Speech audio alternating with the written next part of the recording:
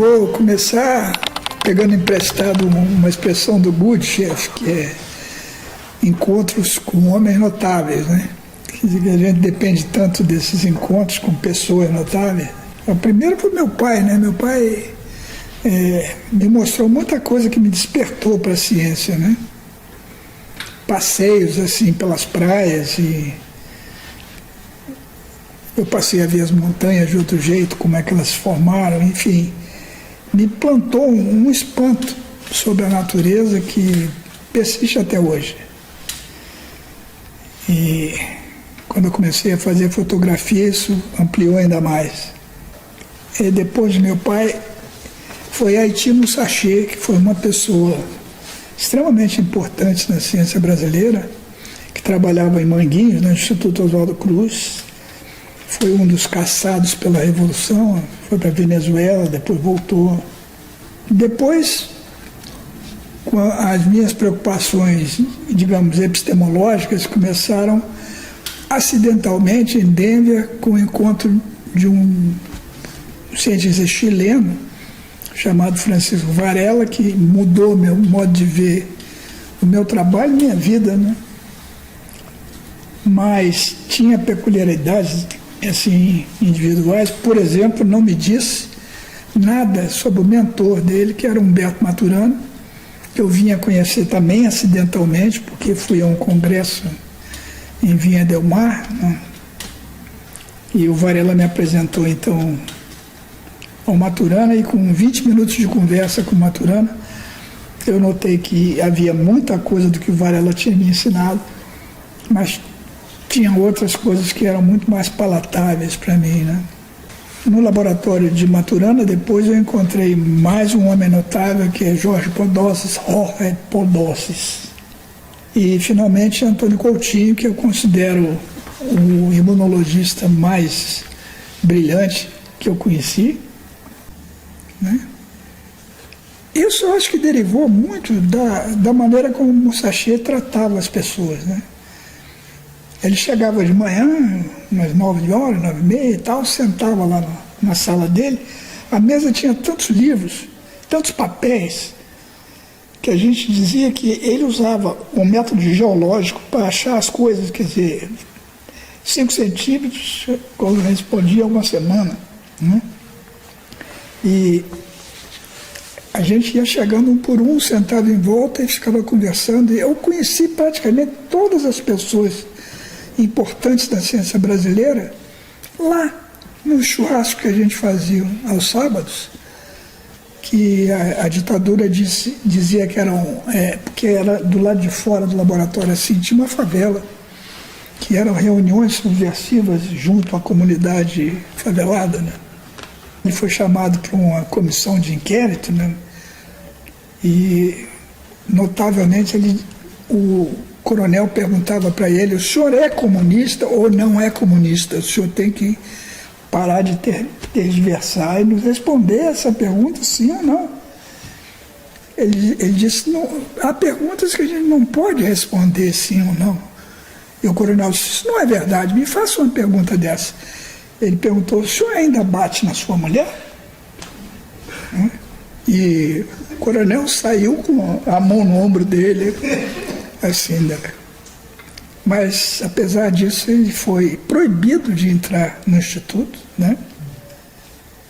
E junto com ele foram 9 ou 11 cientistas. Os cientistas mais importantes do Instituto foram caçados, né? E o que eu aprendi de comportamento científico foi com esse homem. Quando eu esbarrei nessa história do MHC, da genética da atividade imunológica, eu voltei ao Brasil com 10 linhagens de camundongos, né? Que a gente não tinha nem gaiola para abrigar os camundongos. Eu estou lembrado do Instituto Nacional do Câncer, onde eu encontrei o Silvio Tales Torres, né? Que também estava interessado em genética de camundongos. Eu me lembro de uns dias a gente serrando madeira no terraço do edifício para fazer gaiolas de camundongo, né? Que a gente não tinha não tinha recurso para comprar gaiolas. E na UF, de vez em quando, acabava a ração, não tinha verba para ração, ou interrompiam a assinatura do Junior Immunology, que dava. Eu ia falar com o diretor e o diretor dizia, é o que eu sempre digo. Ou então ele dizia, é a tal coisa. Né? A gente ficava sem saber o que era mais perigoso, se era o que ele sempre dizia ou a tal coisa. Né? A vontade era acabar com tudo de repente, tal, mas foi um tempo muito difícil, como é agora, né? Talvez agora seja pior ainda, mas era difícil, era muito difícil. Quem é que faz ciência com facilidade no Brasil? Muito difícil. Agora,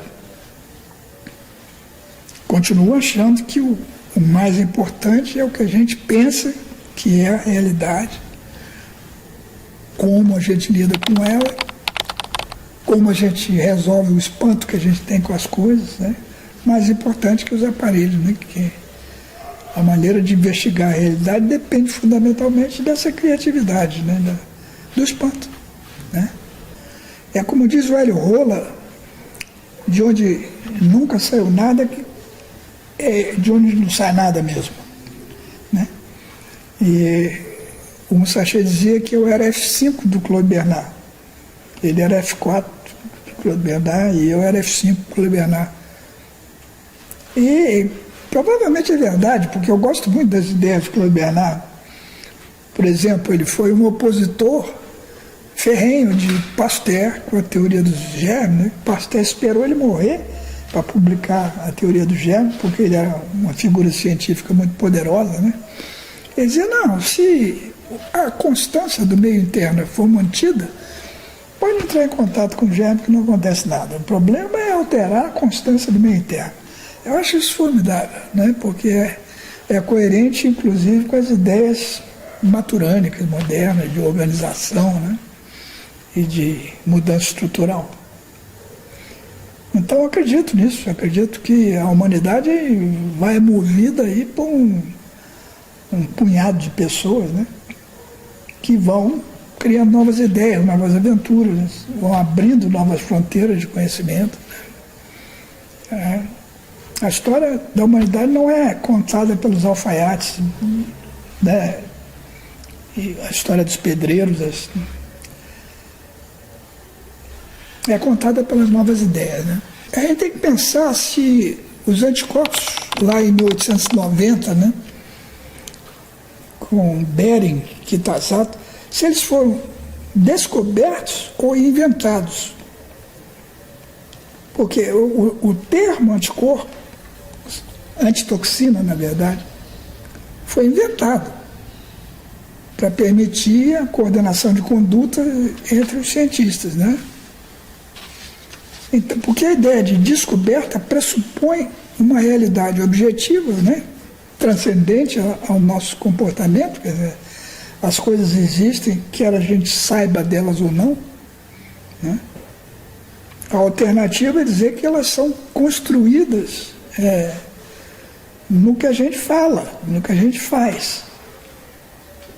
Então, para mim a imunologia é uma rede, um emaranhado, né, de construções conceituais, né, na linguagem humana, nas coordenações de conduta entre os seres humanos. Então, essa ideia de que as vacinas são ordens, comandos moleculares que faz com que o organismo obedeça e produza anticorpos como a gente quer que ele produza, é completamente falsa, né? Cada um de nós tem um comportamento diferente em relação a uma vacinação, e isso vai mudando continuamente durante o viver. Não é a mesma coisa na sexta-feira do que era na segunda. Quer dizer, nós temos uma dinâmica molecular completamente incompreensível até agora, né?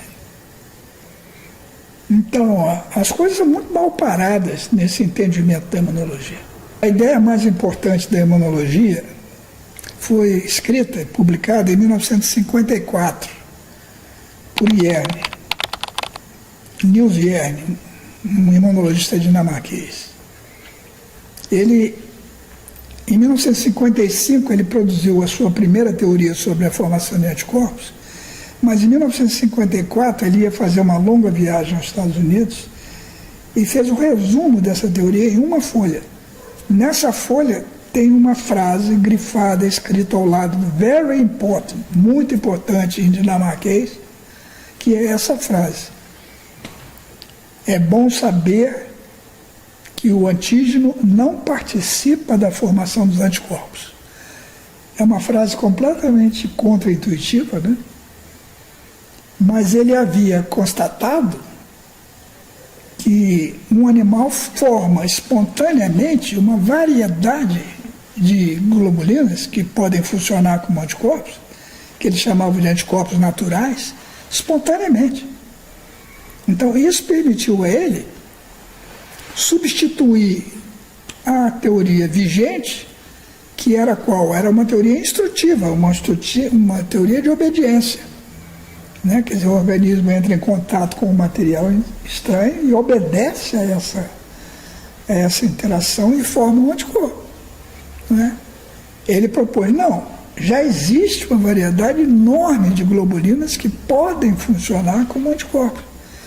Então, o que a gente pensa que existe um anticorpo para cada antígeno, não, existem milhares de anticorpos que reagem com esse antígeno de maneiras variáveis, né, com diferentes energias de combinação e tal. 20 anos depois, ele propõe uma explicação de como é que essa variedade de globulinas se mantém, é gerada e se mantém. É porque eles reagem uns com os outros. Não é? Formam uma rede. Essa rede depende de estruturas que existem na região variável das globulinas, né, dos anticorpos, que ele chamou de idiotipos. Né?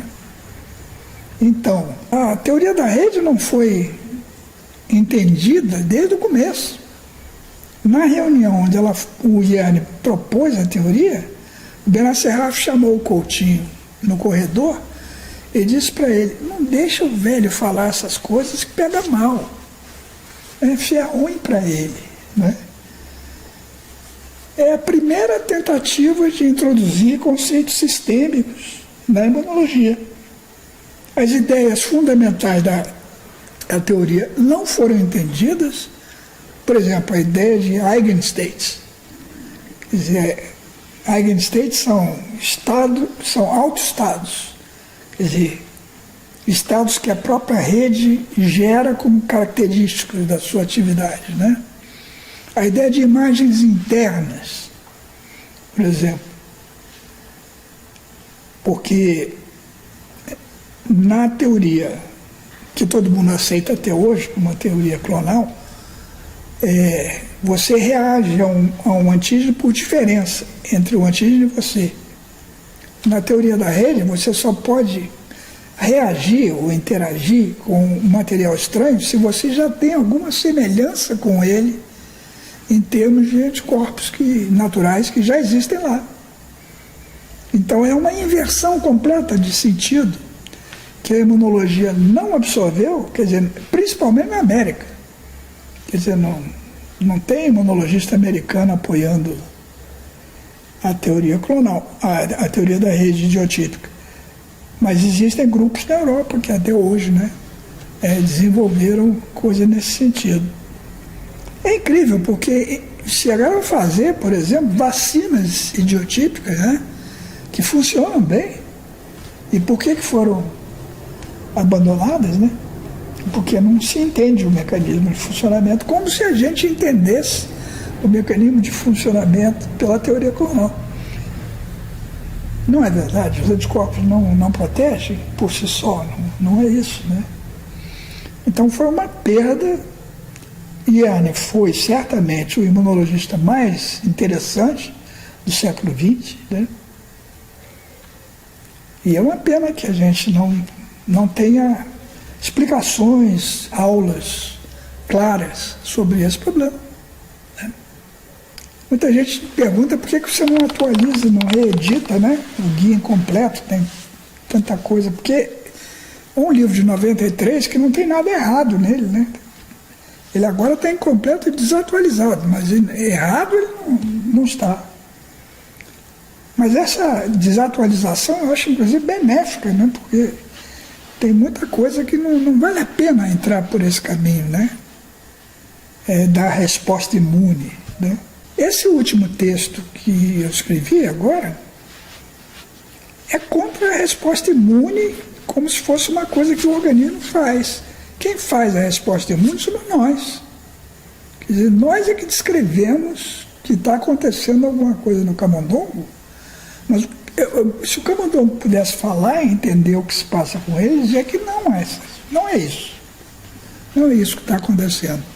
Né? Acontecem várias outras coisas.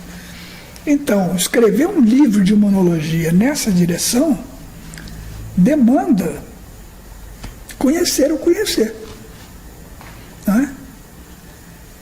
Porque eu ultimamente tenho entendido que o meu desafio, quer dizer, o desafio que eu vejo é falar contra a ideia de mente, falar contra conceitos mentais. Porque uma ameba, isso eu vi no laboratório do Rabinovich em 1970, na NYU. Uma ameba exposta a uma mistura de hemácias de carneiro ou de cavalo, escolhe as hemácias de carneiro. Eu vi uma canto-ameba, que tem assim, projeções como se fossem dedos assim, na membrana, empurrando as hemácias de carneiro, de cavalo para longe e fagocitando as hemácias de carneiro. Como se ela escolhesse. O que eu vou fazer? Botar uma lentezinha opaca na ameba que deliberadamente, né, que tem uma intenção, ingere as hemácias de carneiro e não as de cavalo. Isso é completamente sem pé nem cabeça do ponto de vista científico. Né? Então, se você extrapolar isso para um organismo que tem um sistema imunológico, é como se houvesse uma intencionalidade na defesa do organismo. Frequentemente as pessoas descrevem mecanismos que existem para acontecer uma outra coisa. O Podolsky tem umas frases notáveis, né? Uma delas é que todos os fenômenos são espontâneos. Né? Todos os fenômenos ocorrem naturalmente. Né? Se a gente levar essas últimas consequências, essa ideia de interações instrutivas, não tem pé na cabeça. Né? Que nada obedece a nada. As coisas fluem como podem fluir de acordo com a estrutura que tem. Então, escrever um livro sobre a imunologia, para mim, a imunologia atualmente é um detalhe quase insignificante da paisagem conceitual que se desenvolveu com a Covid. Né?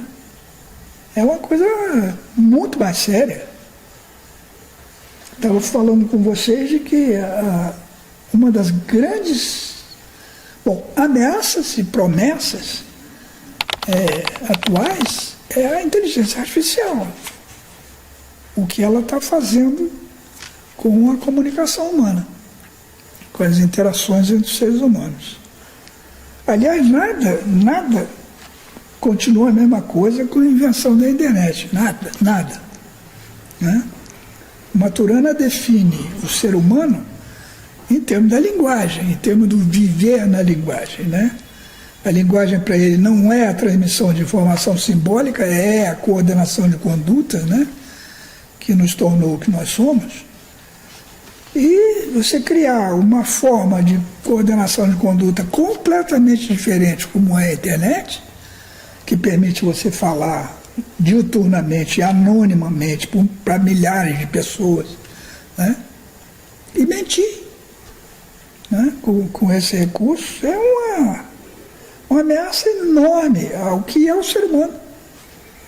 E nós não temos competência ainda para resolver esse problema das fake news, das imagens, das notícias falsas, né?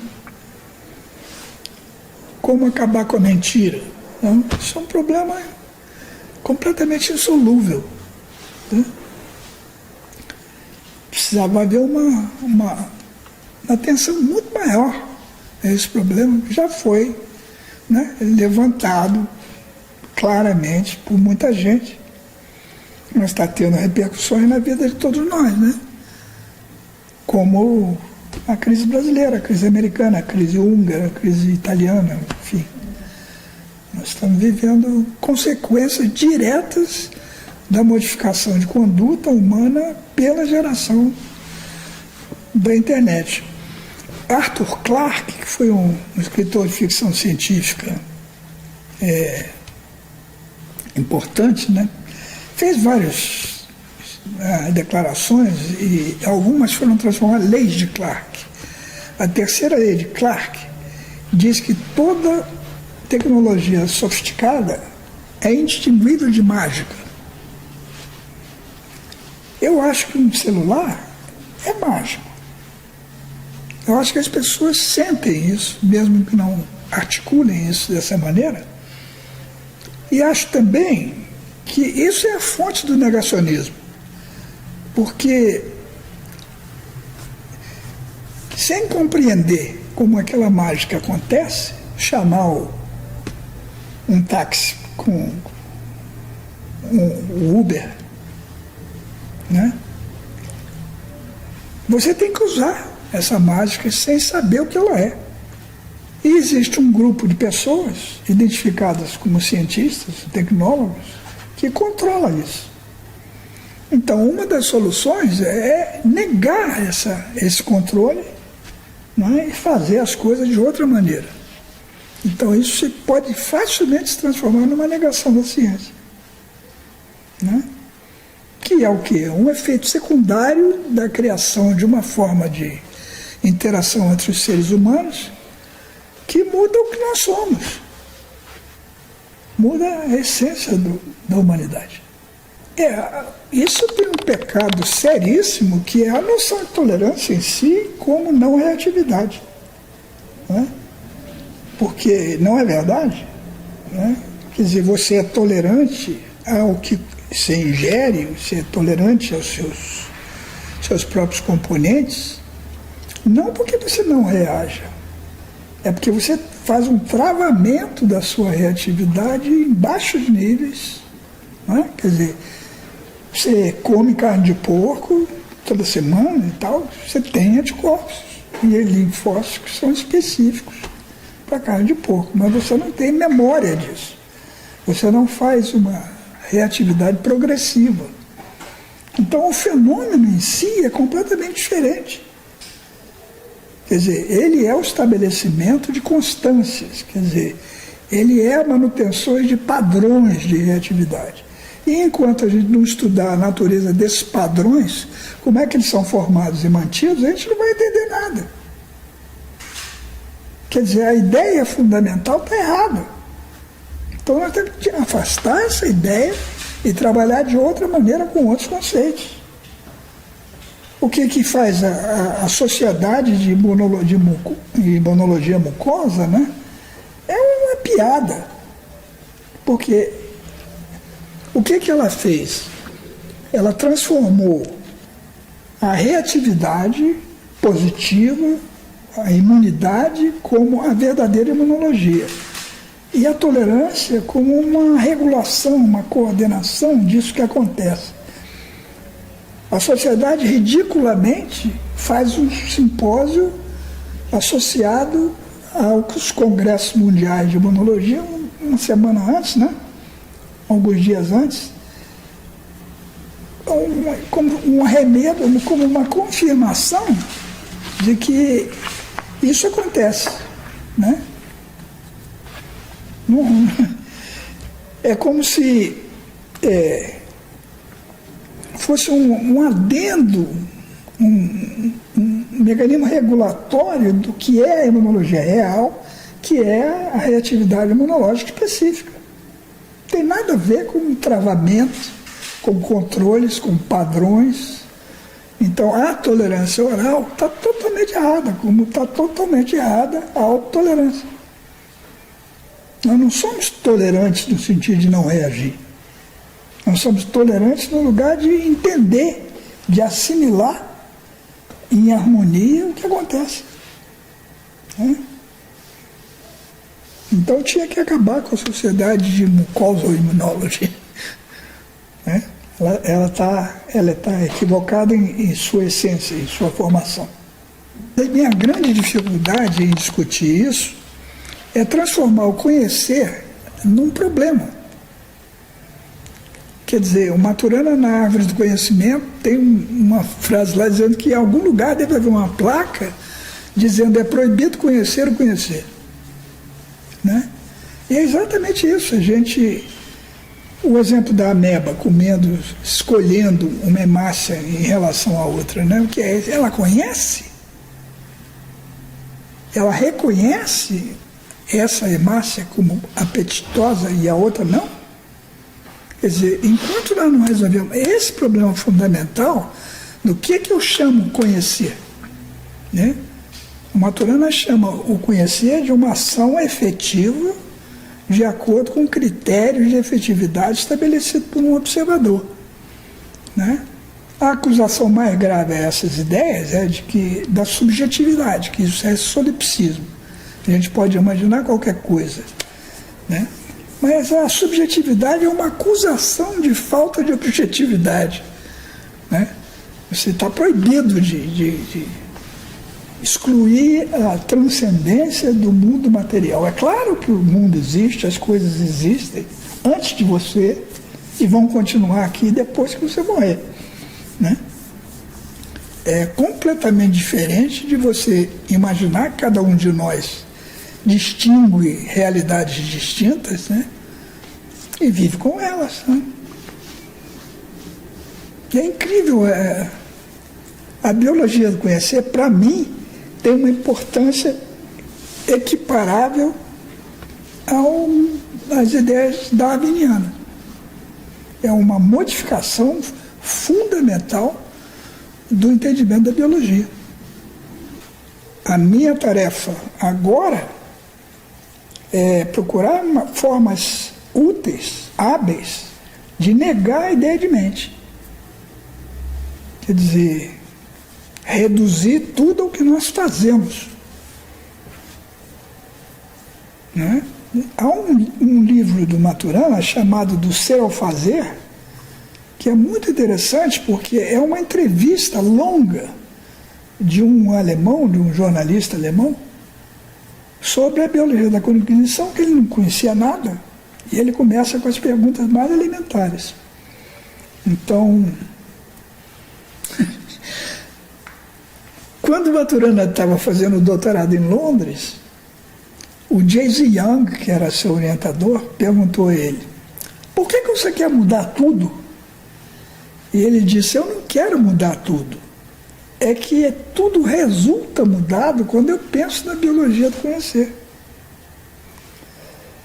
Quer dizer, esse resultar é muito interessante. E no ano 2000, em 96, realmente é a primeira versão do texto, o Podós e o Maturana publicam um artigo chamado Origem das Espécies por Deriva Natural, que é origem das espécies, né? Uma provocação enorme. Mas eles dizem que a seleção natural é uma consequência da deriva. Quer dizer, as coisas resultam selecionadas porque existe uma deriva. Eu tenho dificuldade de fazer os estudantes entenderem o que é a deriva, porque eles confundem deriva com acaso. Um barco à deriva não se move por acaso. Né? Ele vai numa só direção que é determinada pelo tamanho do barco, tamanho das ondas, se há corrente, não há corrente. Né? E a deriva prossegue até que o barco chegue numa praia, ou colida com o rochedo, né? Mas ele não se aproxima da praia. né? Ele chega na praia. Essa história da deriva nos diz que o futuro não está contido no presente, assim como o passado não continha o presente. Tudo acontece epigeneticamente, epigênese, né? Quer dizer, cada momento depende, o surgimento do momento seguinte depende do que acontece agora. Tem uma ilha na Holanda, que eu não estou lembrado do nome dela agora, mas é uma ilha pequena, com uma população pequena, com praias muito extensas. E geralmente os turistas visitam as praias e tal. E é um lugar onde o mar traz muita coisa, por causa das correntes do Golfo, do Canal da Mancha e tal. E tem uma figura lá que fez um museu das coisas que ele catou na praia durante 40 anos. E tem uma coleção enorme de coisas, mas inclusive sapatos. E todos os sapatos são do pé esquerdo. Todos os sapatos que chegam nessa praia são do pé esquerdo. E uma investigação disso mostrou que os sapatos do pé direito vão para a Inglaterra ou para a Escócia. Então, como é que você vai imaginar as correntes marítimas, os ventos no Canal da Mancha, que vão fazer os sapatos de pé esquerdo irem para a Holanda e os sapatos de pé direito irem para a Inglaterra? Quer dizer, alguma coisa na quiralidade dos sapatos. Tem um momento decisivo, não é? Na direção da migração desses sapatos. Como é que eu vou entender isso e simplificar isso em alguma equação determinística? Impossível. O Maturana e a Pili Bunel têm um artigo chamado Que é Sabedoria e se é possível ensiná-la. E eles dizem, primeiro definem sabedoria, né? Como os sábios são conhecidos como pessoas que harmonizam-se, né? As suas ideias são harmônicas com os processos naturais, né? Que é diferente do conhecimento, né? Então, se você flui com as coisas, né? Uma coisa que marcou muito a minha visão da velhice do meu pai foi que ele não conseguia matar nada, nem mosca, nem escorpião, não matava nada. Eu não consigo mais matar mosca. Formiga, eu às vezes salvo formigas de situações onde eu acho que seriam letais para elas, né? Me comovo muito com o vidro, as vidraças. Uma vidraça para um inseto é uma coisa completamente estapafúrdia, né? Imaginou o que é uma vidraça para uma mosca? Uma coisa completamente fantástica, né? Insolúvel. Que a morte é um negócio, uma despedida tão radical, né? Para todas as criaturas, né? Então, essa visão do sagrado da vida, né? Me pegou. E a ciência não tem lugar para coisa sagrada, né? A linguagem, eu acho que é um aspecto também fundamental, que a autopoiese não vale nada isoladamente, né? Ela só passa a ser um conceito importante dentro desse conjunto de conceitos da biologia do conhecer. Porque a linguagem não é comunicação. Ela permite a comunicação, mas a linguagem é a coordenação de condutas. É a coordenação de coordenações de conduta, né? Consensuais e recursivas. Isso é que é viver como um ser humano. Porque um observador é um ser vivo que linguageia, é um ser humano. Isso tem uma importância imensa, porque um chimpanzé não é um observador. Porque ele não observa. Então, a diferença entre perceber e observar é enorme. Porque perceber é uma coisa, e o Maturana abandona a ideia de percepção, porque ela pressupõe um mundo, uma realidade de fenômenos e objetos percebíveis. E o que ele diz é que nós não percebemos como observadores, nós distinguimos na linguagem objetos e fenômenos. E a linguagem é essa coordenação dentro dessa rede de conceitos, né, de distinções que a gente fez. Agora, você distingue numa realidade onde você pode ser partida de qualquer maneira, né? Quer dizer, os objetos surgem com sua distinção. Eu perco minha caneta sobre a mesa. Cadê a caneta? Cadê a caneta? Agora ela apareceu, distinguir.